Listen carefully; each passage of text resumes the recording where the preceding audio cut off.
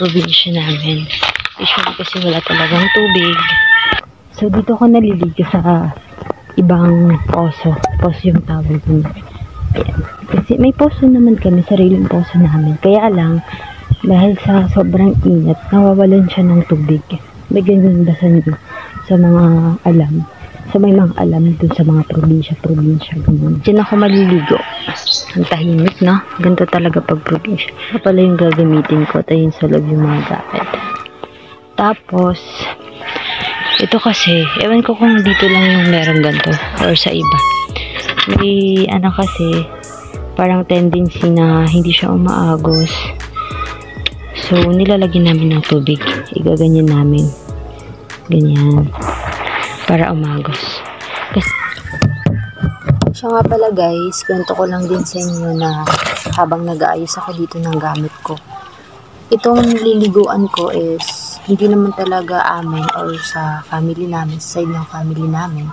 Hindi kasi yung lupa niya parang pinababantayan lang ko sa tito namin. So sila yung nagbabantay. Kasi yung may-ari dito is once a year lang naman sila nagpupunta. So, hindi siya madalas magamit. So, kami namang mga pamilya is pwede naman gumamit. Ayun, allowed naman kami. Since, dito naman namin yung babantay sa lupa nila.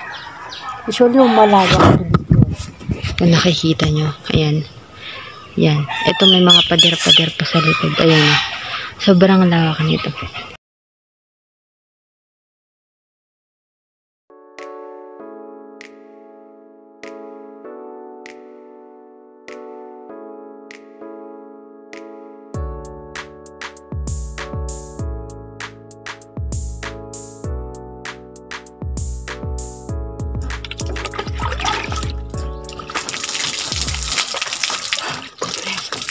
Sarap maligo kapag ganito.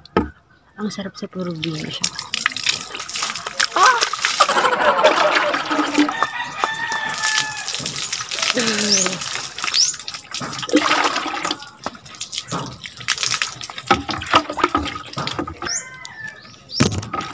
Magsha-shampoo na ako guys.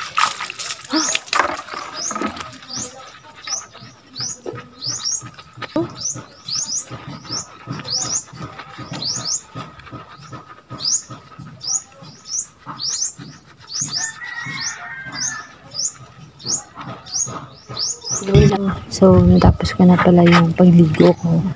At hindi ko na na-videohan kasi hindi na kinaya ng storage ng phone ko. And yun, gusto ko lang i-share sa inyo kung paano yung life ko sa isang probinsya as andito ako. Kung paano, alam niyo na, yun na yun. So, abangan nyo na lang yung next vlog ko.